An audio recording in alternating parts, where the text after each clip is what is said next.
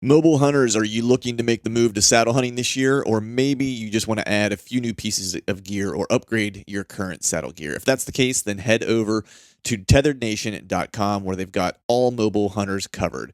Whether you're new to saddle hunting or an old timer, Tethered is your one-stop saddle shop. From saddles to ropes, sticks, ascenders, whatever it is you need, they have you covered.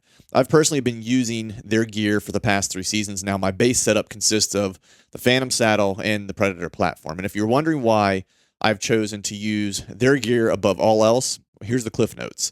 They're innovative and pushing the mobile hunting forward overall. They cut no corners and prioritize the safety and performance of their gear. They care about the community that they've created, and their gear allows me to hunt free. And above all else, I like to support good people doing good work. If you're interested in upping your mobile hunting game, then head to tetherednation.com.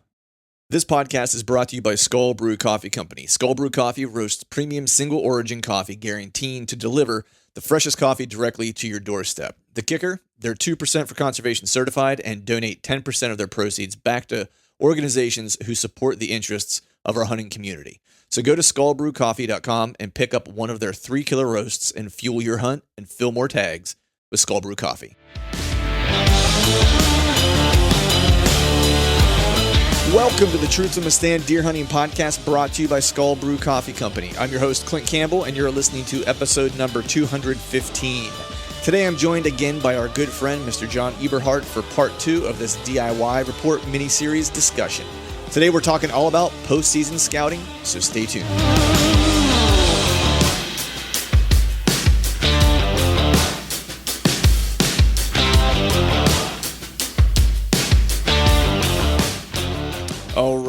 All right. What is up, everyone? Happy Wednesday to you. Hope you are doing well. Hope you are feeling fine out there. I wasn't quite sure how to kind of open this particular podcast, and we're going to keep this up front really short today. We have our good buddy John Eberhart on talking about postseason scouting today. But more importantly, John and his family lost his son Chris on the 21st of January with to his fight with cancer. And we actually recorded this series of podcasts probably just a day or two before this happened. I was not aware of what was happening or what was going on or what his son's health was. It's really sad. You hate to see that. I didn't know Chris personally, have read some stuff by him, and have read about him. He was really kind of the quintessential traveling bow hunter, across continents, different countries, different species. So the apple did not fall far from the tree. So with that, I think what I would like to do is, out of respect for John and his family, I'd like to just kind of take a moment of silence here on the show before we jump into today's podcast, and send our deepest condolences to Chris's family and John's family. Godspeed, Chris.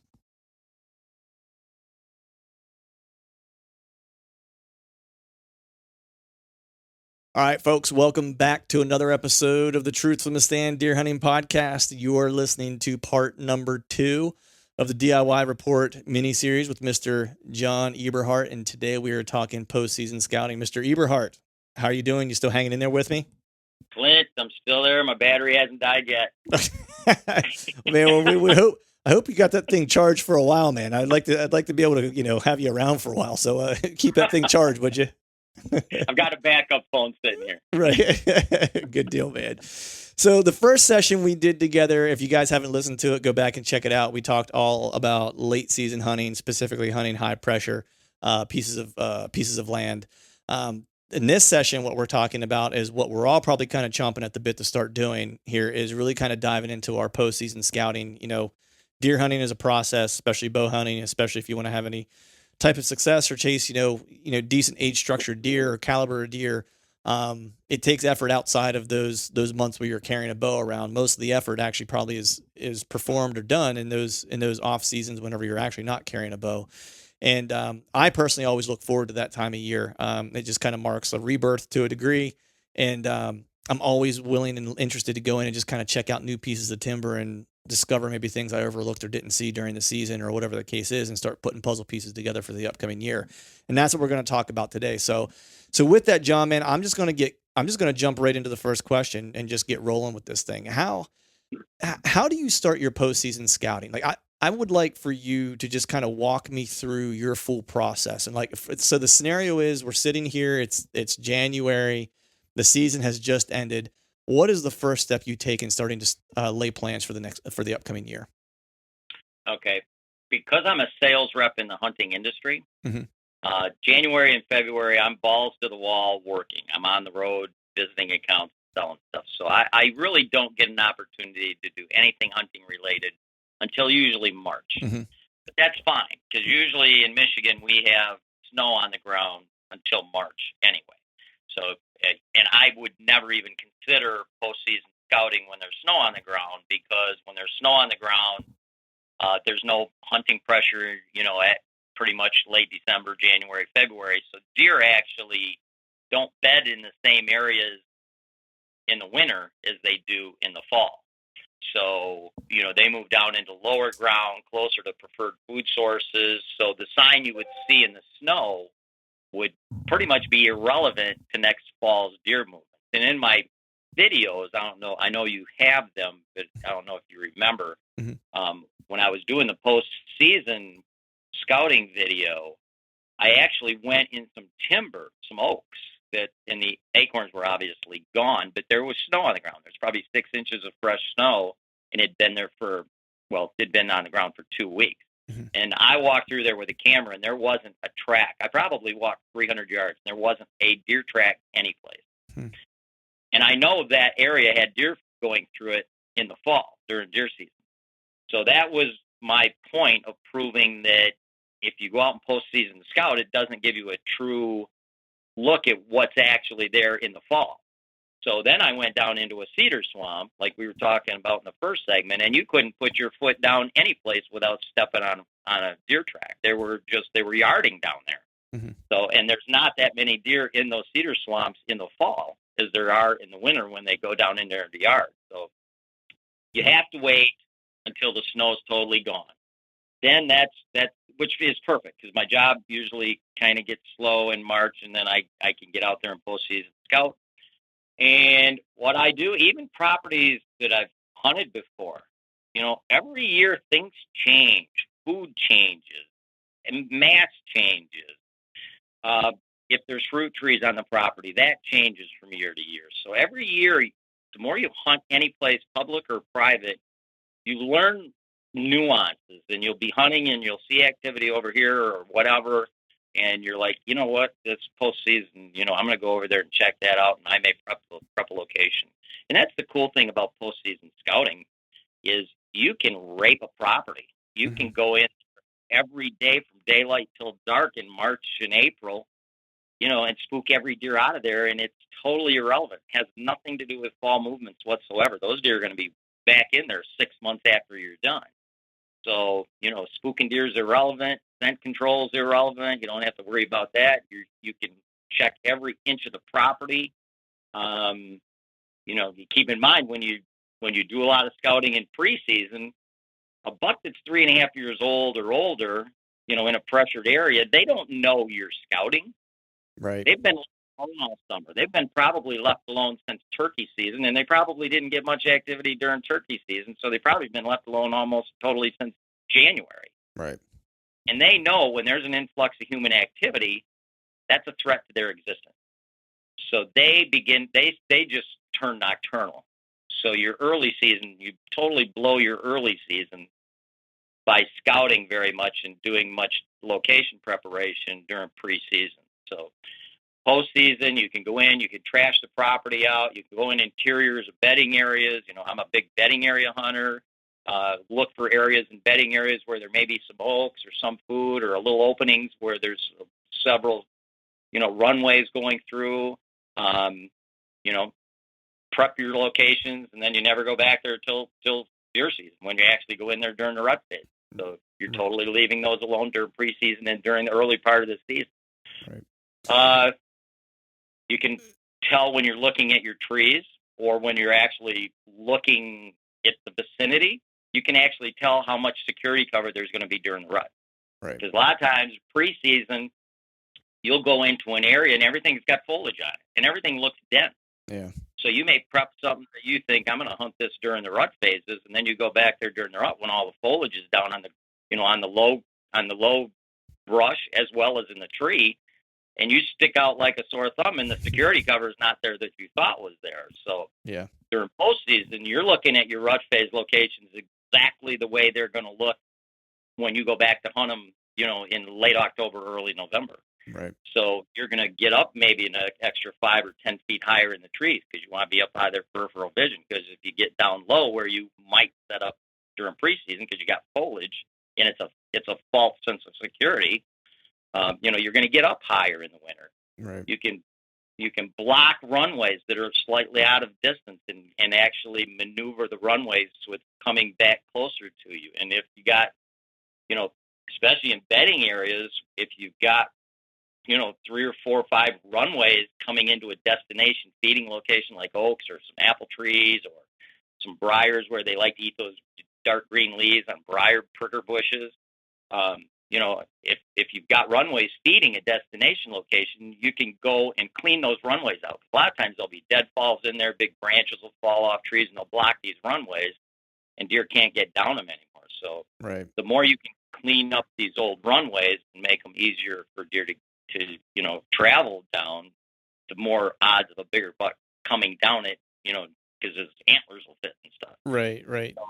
The one thing I wanted to make mention of there, because everyone knows you hunt public land and knock on door free permission properties. And when you're talking about the foliage being down, like there's probably some folks out there, like if you're on public land, different states have different rules of whether you can trim, can't trim, etc. But if you're hunting on knock on door free permission, and you can get permission from the landowner, and for the folks out there that are listening to us that hunt, their back 40, like a family property that maybe is in a high pressured area or whatever, it also goes into taking that into consideration whenever you start trimming out your tree. If you're going to, you know what I mean? Like you don't want to be trimming your tree when it's all green and cutting things that are going to leave you bare and naked when you're in the tree during hunting season. So it's not just like the actual density of the cover around you. It's also taking into consideration what cover you're actually going to have in that tree during the time you're planning to hunt it as well, right? Oh, absolutely. Location preparation is done during postseason too. Yeah. When I go in to postseason scout a place, I'll go in. I take nothing but my phone with a Onyx and some water, and I'm just looking for locations and I mark them, and then I will decipher afterwards which ones I want to actually prep. And I go back with my preparation gear and I prep them. Everything is scouted and my location preparation is done prior to green up, which is typically by the end of April. I am totally finished with all my scouting and location preparation. Nice. If I pick up a new piece of property or if I go to a new piece of public land and I don't have an option but to go in and do some, preseason scouting, then I will do that. But if I know I'm going to be hunting something, I get everything done. I go back to all my other properties. I go to my old trees that I've had for maybe 10 years, and I clean up all the new growth from last summer because I haven't been there since, I didn't clean up anything preseason. Right. Last time I touched it was postseason the year before, so I clean up the summer growth. And because postseason, you never know, even when you go back to your old locations, if it's at oaks or apple trees or in a bedding area, you never know what kind of food's going to be around. Crop rotations change, mass changes from year to year. So what may be on a hot spot this year sucks next. Right. Right. So based on that, that's a good kind of segue because I wanted to ask you, when you're doing your postseason scouting, and you're looking at, you're doing all the stuff you just kind of talked about from, the runways to like crop rotation, what was the acorn and kind of crop look like this year or whatever the case is, looking at browse, like where are they browsing on greenbrier and stuff like that to get a sense of where maybe if you don't have a lot of, oaks on that property or whatever, you look at the browse and maybe you now kind of figure out this is the transition area that I need to be in that they're using before they're going to like a feeding destination or whatever the case is. But what are those like the kinds of sign that you're really kind of focusing in on, that you're going to want to hunt the following year? Like what type of different sign are you looking at? What type of different features of the property are you specifically looking at when you're doing your postseason scouting? I'm definitely looking at bedding areas. I always scout the bedding areas. On Mhm. public land, I always go in areas where other people typically aren't going to go, where I've got to cross with waders or a boat or a canoe or hip boots or something like that. So I'm always looking on public land for places, where if everybody was trying to kill me, Mhm. where are the places on this property I might get up and move during daylight hours? Because that's exactly what deer, Right. mature deer, and the hunters that hunt normal type of the normal way, they push deer back into those areas. We're going to release a video here pretty quick that we did last spring, and it's a piece of public ground that just came up about 4 years ago. Mhm. So it's relatively new public ground, and there's some ag in it. And we scouted this. It's probably, I'd say it's 300 yards by 300 yards. So it was just quarter mile by quarter mile, almost size timber. Mhm. And it was square, and it had a lot of mature oaks in it, whites and reds. And there wasn't any mat or any fruit trees, but they had a lot of oaks. And it had a river on one side. It would have been on the east side with a lot of tall weeds and cattails. And then on the west side, it had a marsh with nasty brush and just junk and water. You'd have to Mhm. wear hip boots to go back through that. And it was so interesting.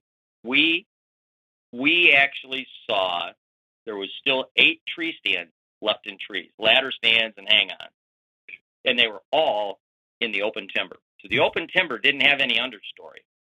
Okay, so there wasn't any security cover understory. It was pretty much just bare ground, leaves, and a lot of oaks. And I think hunters just wanted to be in the timber because they had a bigger visual, and they probably were seeing deer. There was a lot of deer in the area, but they were probably seeing does and the board and the bucks. Right. And it's really weird. We never saw, when we got to both of the edges where the river was and the marsh grass and weeds, and then the swamp on the other side, both of those edges, just inside those edges, maybe 5 or 10 yards, there was rubs Mhm. all the way down. I mean, there was a runway just inside the cover on both sides going along the edge of the security cover from the timber.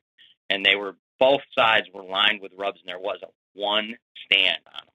Not one. All the stands were in the wide open timber. So, you got to gravitate to the security cover if you're on public land. And I've got to back up a little bit because I do something that I probably shouldn't, and I'm going to admit to it. The DNR wants to give me a ticket. When I'm going back on public land and I'm crossing rivers and they're going across on a canoe or something with going waders and hip boots and stuff, I usually will trim some form of a shooting lane. I'm going to trim some small stuff. I'm not going to make shooting lanes like I would on private ground if I got permission. Right. But I'm going to be trimming up some stuff. Just to get yourself a little bit of room. You got to give yourself a little, especially when you're hunting security cover. Yeah, otherwise you'll never have a shot. Right. And I'm back in the junk where I'm not really worried about anybody being back there and catching me. I don't want to say the word catching like I'm right murdering somebody, but right.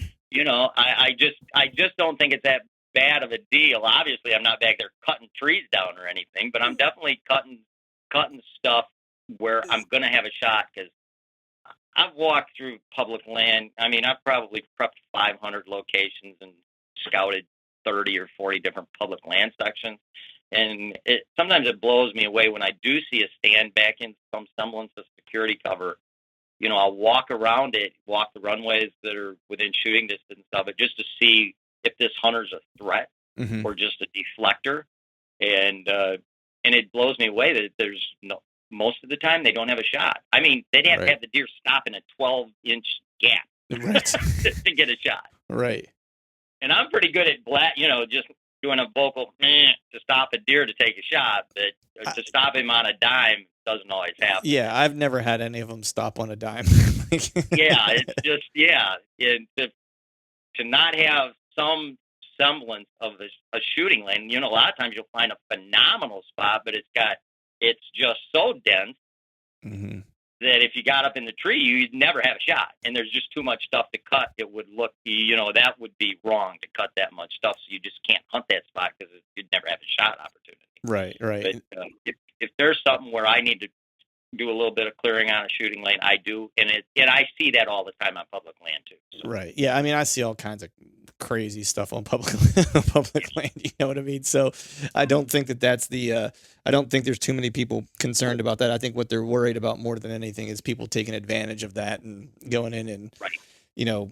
Beginning to rape timber and stuff like that. I think is probably more the ethos behind behind that kind of idea. But so I'm curious, man. You have a lot of, I mean, you've been doing this for a long time and you have a lot of places pre-prepped and stuff like that. But I'm curious, I would just like for the guys out there that maybe are maybe newer to hunting public land, or maybe they're just newer to bow hunting in general, do you scout differently if you're going to a new piece that you've never been to before, but you have the postseason, right? But the rub is that on the pieces that you're familiar with, when you see sign and you see scrapes, primary scrapes, and you can kind of differentiate your primaries from like your satellite scrapes, if you will, based on the location and stuff like that. But you may not know exactly when some of that sign's being made, right? It's on a new piece. So how do you kind of go about that? Because I think a lot of guys kind of run into that, especially if you're hunting public land in a really high pressured area, Michigan, Pennsylvania, whatever the case is. I've talked to this with, about this with Zach from the Hunting Public before. And one of the things that he's found is that earlier in the season, he would find, just as an example, he would be hunting like in October and he would find a scrape line, right? And then he would come back maybe a couple weeks later and that scrape line would be completely dead, but there would be almost like a secondary scrape line where they got pushed from all the pressure and they started kind of laying down sign in the area that they were now inhabiting. So how do you go about trying to differentiate or figure out when that sign might have been laid down if you don't have that year over kind of experience on that property? Okay, I will say this. The hunting public guys, I love them to death. I've done some podcasts with them, but they don't hunt public land like Michigan and PA. Right. So so there's a major difference in what they're hunting than what you and I are hunting on public land. Right. But as when I'm going on a new piece of public land, no, I can tell. If it's in Zone 3 in Michigan, which is the southern half of the Lower Peninsula, that's where probably 70% of the population of our state resides. So the public lands in Zone 3 get absolutely pounded. So if I'm going to, and that's typically where the bigger bucks are, because there is more ag down in southern Michigan than there is in northern Michigan. It's almost all timber. So I tend to gravitate my public land hunting in Zone 3, but when I'm down there, there's so much hunting pressure that if I can't find a location where it's absolutely mandatory, I access it with waders or hip boots, cross something, cross a lake, cross a river with a canoe, go up a river with a canoe.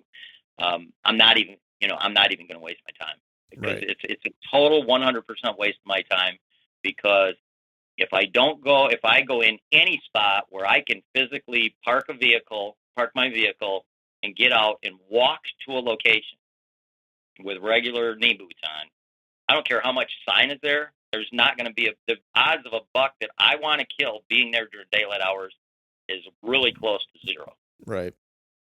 So you just have to know that. And it goes back to what I said earlier.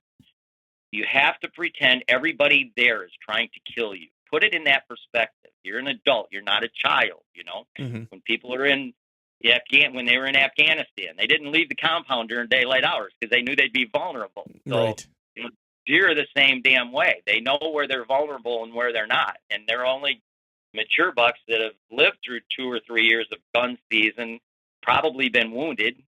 28 of my 31 bucks I've shot in Michigan that made books all had wounds on them. Right. So they've been wounded typically, and they are very cautious about where they're going to get up and move during daylight hours. Now you throw a hot doe into the equation, and that can change. Right. Yeah. But as far as when they're not with a hot doe, they just don't make many mistakes.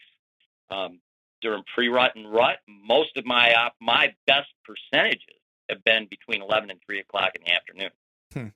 So just to give you some stats on that, 20 of my Michigan book bucks were shot between November 1 and November 14. because our gun season opens on November 15. Of those 20 bucks, 7 of them were shot between 11 o'clock in the morning and 3 in the afternoon, while less than 8% of my time spent on stand was between 11 o'clock and 3 o'clock in the afternoon. So I shot over about 35% of the bucks in that time frame, while I spent less than 8% of my time on stand hunting during that time frame. Right. Right. Does that make sense? Yeah, no, it totally does. You know, I think it's always hard when you're walking onto a new piece, right? Like you were just saying, it's like you got to find that spot where no one else is going to be. You got to find, you know, especially if it's high pressure, you got to be in that little nook and cranny. You know, and if it doesn't exist, you leave. If right. it doesn't exist, you abandon it. You're wasting your time. Right. And then, you know, qualifying the sign on a new piece when you're just not familiar with it is equally as challenging, especially if there's a ton of pressure there, because you don't know, you know, even in a good scenario, when you're in a good area per se and you're away from people, you still don't know, is that daylight sign? Is it nocturnal sign? Just, you know, depending, I mean, it could even be close to bedding cover. And if it's a really pressured piece, it still might be nocturnal sign. Could be. Yeah. And the one thing that I've done, cause I follow your teachings in this regard, where it's like, I hunt a lot of primary scrape areas outside of bedding cover. That's like my go-to. My favorite place to hunt, primary scrape area. And absolutely. And so I hunted and scouted some new pieces this past year and found some really, really great spots. And what I ended up doing was, because I didn't really know when that sign was going to be laid down, I found some old sign, you know, some what I thought to be a really great primary scrape area. It was classic, John. It was, you know, a big primary scrape around this like low bush, like in, you know, this like kind of low grassy kind of area. And there were probably no less than like 6 or 7 scrapes, satellite scrapes around it within like 5 to 10 yards. Right. Like, don't you just love it? Yeah, it was classic. Like as soon as I saw it, I was like, oh shit. I was like, this is the spot. And so, but when I find places like that, or if I think there's a spot like that and I haven't been there before, like I'm a guy who uses cameras, and this is kind of how I'll use them, is I'll set them up, because a lot of times I've found, at least I would love to get your perspective on this, like those big primary scrape areas, some people call them, you know, you and I call them primary scrape areas. Some people call them hub scrapes or community scrapes or whatever the case is. What I have found is that, you know, deer. I know right where you're going with this question. Yeah. Go ahead. Deer communicate year round, right? And so if I'm on a new piece and I think I found what I think to be a hub scrape or a primary scrape, I'll actually put a camera on it and I'll watch it even during the spring and summer to watch does hit it. Because if they're using it year round, then that tells me I'm in like the genesis of like where the deer activity is going to be. Social activity. Yeah, the social hub is. And that is only going to amplify when things start to get real toward mid-October. And so that's what I've started to use to qualify sign that I find in the off season to tell me whether or not this is going to be good as soon as things start to heat up mid-October. Or this might be a spot that probably I need to pay attention to, probably like the last week of October. That way I'm not wasting my time on it. Do you kind of find similar things? Well, I've never done that, but that's a really, really intelligent idea. I love that idea. As long we can go ahead and stop this podcast right now. John Eberhart just told me, I shared something with John Eberhart that you did not know, and you told me that it was a smart idea. So we're going to shut this down. I'm going to go home now. No, that's seriously, I'm impressed. That's a very, very good idea. As long as the location has the adequate security cover and transition security cover to it for daytime activity, that's a very smart idea. I've never done that, and I don't think I've ever heard of anybody else that has done that. Yeah, it's something I started picking up on just because I was watching some cameras that I had just left out. I run some like all year round. Just some of it's just I don't get back to them in time to pull them, and they're just going to be places I might put them again later. And I started watching, and I was like noticing on certain scrapes, I was just getting annual, deer hitting it annually, like all year long. Like didn't matter what time of year it was. Now it wasn't as frequent, but I was having deer hit it, every month, and multiple times during a week or whatever. And so then I started thinking about that. I was like, well, man, I can really use this as a tool to figure out on new pieces whether or not I should be hunting a scrape early or late, when it's probably going to come in just based on the activity. And so I started doing that. And the specific spot I'm telling you about now, or the one, not the only spot, 'cause I had a couple spots like that, but the one that really comes to mind, I actually had to kayak into as well. So it was like, that's good. Yeah. That's good. It was like it was the end all be all. It was like hammer primary scrape, And then what I ended up having was multiple shooter bucks hitting that scrape like all during pre-rut, and even into like early December. I think December 12th, I even had second rut activity. They were hitting it with some does. So, That's cool. yeah. Now I'm very privy to this, social scrapes being year-round scrapes. Does visit them, everything visits them. Yeah. I've just never put cameras on them. But I think that's an absolutely phenomenal idea. It was just it was a way for me to qualify whether or not it was going to be, what time of year during pre-rut or rut or whatever phase of the rut it was that I should be hunting it. Because a lot of times I think people see that sign if they're on a new piece, or even if they're on a piece they're familiar with and they found a new sign that they've never found before. Like they don't know when it's been laid down, unless you happen to find it during the season when you were walking in, or whether you were scouting. Yeah, which really you shouldn't find new sign during the season too much, because usually you shouldn't be raping any of your property other than your entry and exit routes to locations. Right. And so I get what you're saying. Yeah. And so that I started using it for that reason. I was like, well, if I can just figure out when it's being laid down, and if they're hitting it year round, then that tells me it's probably good anytime. If it's not being hit year round, then that tells me it probably just really turns on, when bucks really start to heat up, so. But man, I know you also do outside of location preparation when it comes to your trees and stuff like that. Talk to me a little bit about how you might sweeten a spot up, because I picked up some of this stuff from you as well. And I did that this year. And I might even have to share a trail camera picture with you. I ended up taking some brush and kind of moving it around to kind of force deer toward this, like one particular area. And I was going to end up hunting that area. I did hunt it and I didn't see the deer I wanted to see. But I ended up having a very large, he was probably Boone and Crockett that ended up passing his way through there. And that was the deer I was trying to kill. And it just never came to fruition, but I actually ended up using brush to kind of push him in a certain direction. And it worked because he was passing through the camera. I know you do kind of similar things. So talk to me a little bit about that. Yeah, I actually mentioned that earlier about altering runways and routes where you can actually funnel deer closer to your physical tree. Bring them within range by taking, and typically you've got to do that on. Yeah, you can do it on public with deadfalls, but typically on private it's easier because the brush you use when you're cutting shooting lanes you can use to actually funnel the deer in a different direction. Yeah. Or if I'm hunting something, let's say I'm 40 yards from a crop field edge, and there's a little bit of a rise up to the crops, and that's why it's not crops where I'm hunting, is because it's a little bit lower ground and the tractors can't work that. Right. I'll take brush and stuff that I cut or deadfalls, and I'll make some form of a perimeter along the edge of that crop field, so a deer will feel a little bit more secure moving down on that low side of that crop field during daylight hours, because there's no visual from the crop field to where he's at. I've built brush up along that edge. But yeah, you can definitely funnel deer that way. It's a lot of work, but it pays off. And one thing about scrape area hunting, a lot of guys, you're probably like me now. I don't beat up any one location. It's pretty rare I hunt a location more than 3 times, more than 3 sits a season. Yep. And I'll go into every season with 40 or 50 trees prepped. I'll probably hunt 10 or 15 of them, depending on mass production, fruit production. Are the scrapes active this year? Is it standing corn? Is it a short crop field? I'll hunt a lot of times. I'll hunt a scrape area on the edge of a crop field as long as the field is in standing corn. As soon as the field's cut, there's not going to be a mature buck come to those scrapes because he's vulnerable to that open pick cornfield then. Right.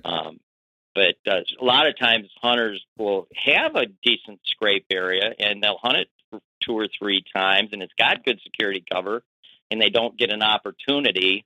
And if they do that 2 or 3 times on 2 or 3 different scrapes, they say, well, scrape hunting doesn't work that well. And hunting is one thing. It's all about timing. No matter if it's the greatest location in the world, first off, you have to have a buck on the property that you're willing to shoot. Yep. A lot of properties, every place I hunted this year, I never had a picture of a buck I would shoot. I didn't kill anything this year. Again, 2 years in a row. So you've got to have something on the property that you would kill. And you have to be there when there's very, very few mature bucks in an area. Your timing has to be perfect with his timing for a shot opportunity to happen. Yep. So, just because you hunt a spot 2 or 3 times and you don't get an opportunity, doesn't mean that spot's no good. The timing just wasn't right. I remember one scrape area I hunted, and it was in December. it was on just outside the edge of a bedding area. And I knew this buck was in there. I'd seen him. It was an 11 point, and I hunted it 3 sits in a row. And it was this little tiny, it was actually some runway scrapes coming out of the bedding area. And I ended up shooting him on that third sit. He just didn't happen to go by it the other 2 sits, but I knew he was there. I knew he was going from that bedding area to this picked cornfield that was about a quarter mile away, and there was some understory in the timber, some heavier understory down this one section in the timber, and that was his route. It was a very faint route. Most of the deer were taking heavier runways on the outside edges, going, coming out of that bedding area and going down the edges.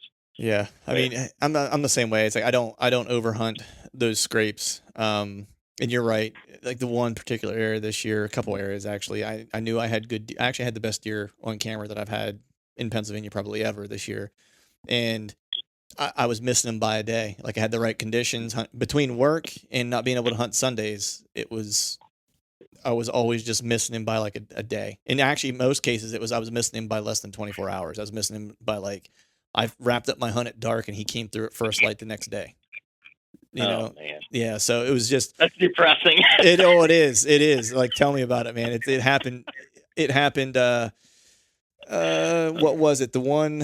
It was like October 15th or 18th or something like that. And I hunted him on the 14th or 17th, whatever it was, a Saturday, and then he came through the next day in the morning on a Sunday, and you can't hunt Sundays in PA. The next weekend I had the right conditions, so I went back in on Saturday to hunt him again. Didn't showed back up on Sunday again, like at 9:30 in the morning, and that was like the 24th or the 25th of October or something like that. And then I was getting ready to leave for Missouri, and so I couldn't be in the tree because it was like October 30th and 31st, and I was leaving on the 31st for Missouri in Ohio for a couple weeks. And I'm sitting here working, those 2 days. And then whenever I looked at the camera intel, he passed by that scrape twice on the 30th in daylight between like 8:30 and like 10:30, and then twice in daylight on the 31st between like 7:30 and 9:30. Oh man. Yeah. I mean, there was literally 6 opportunities to kill that deer this year and just could not make it happen. You just weren't there when he was there. Yeah. I mean, I had him dead to rights. Like I knew where he was at. I knew what he was doing. It was just a matter of like timing it up. Cause I knew he was bedded close by. Cause like the first time he showed up on it, I knew he was bedded close by. Cause when he showed up the first time, it was in the evening. So it wasn't the morning. It was like the 15th or 18th of October. And he hit that scrape at like 4:30 or 5 o'clock. So at that time of year, there was still more than like an hour and a half of daylight left. So I was like, all right. I was like, I'm close to where he's bedded. I was like, if he's showing up that early, it's not like on the cusp of dark, it's like he's showing up with plenty of daylight. So I'm close to his bed, but just couldn't seal the deal, man. That's how it goes sometimes, I guess. Man. That's why it's called hunting. That's right, man. But hey, I think we've covered the postseason scouting pretty well. We even had a little extra bonus there of covering scrapes. But before we shut this session down, let folks know where they can find out more about you, what you have going on with your YouTube channel, and the workshops you have coming up. Alrighty. My website's DEER-JOHN.net, or you can just Google my name and it'll pop up. And I've written 3 books. They're for sale on there, as well as some instructional DVDs. I've got information on my whitetail workshops, which are just about full for 2021. There are some slots open. The March class is full.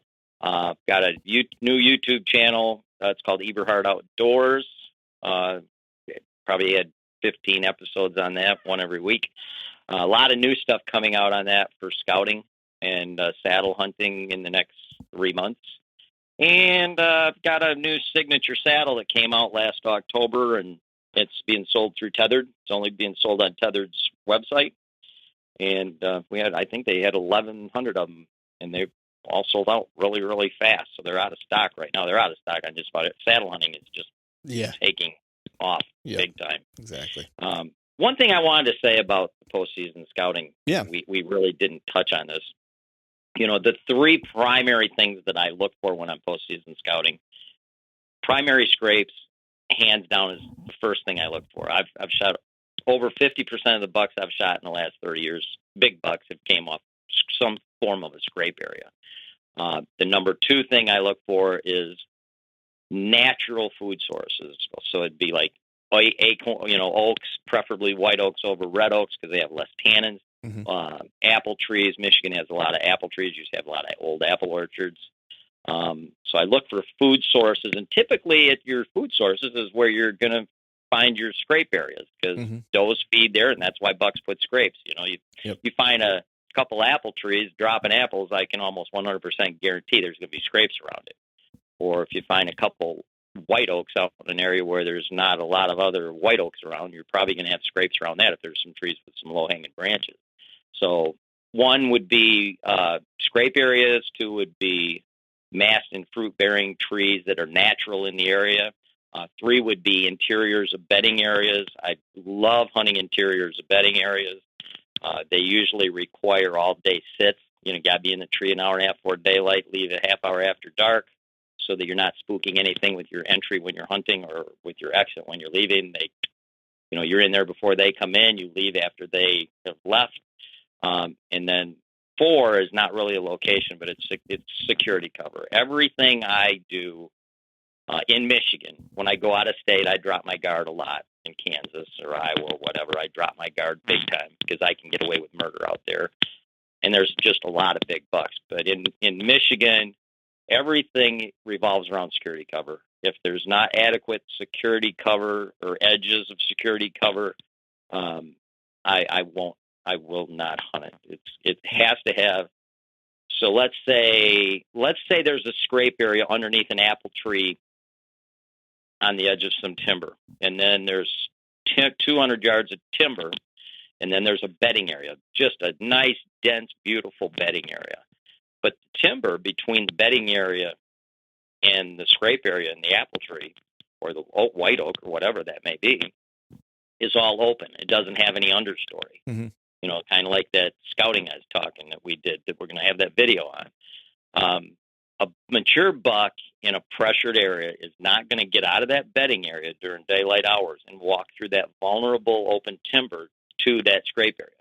So that scrape area or that apple tree or white oak tree, it could have the greatest perimeter security cover around it. It's got the adequate security cover at the kill location, but it doesn't have adequate transition security cover to a known bedding area for a buck to move in during daylight hours in the evening from the bedding area to that feeding or scrape area location.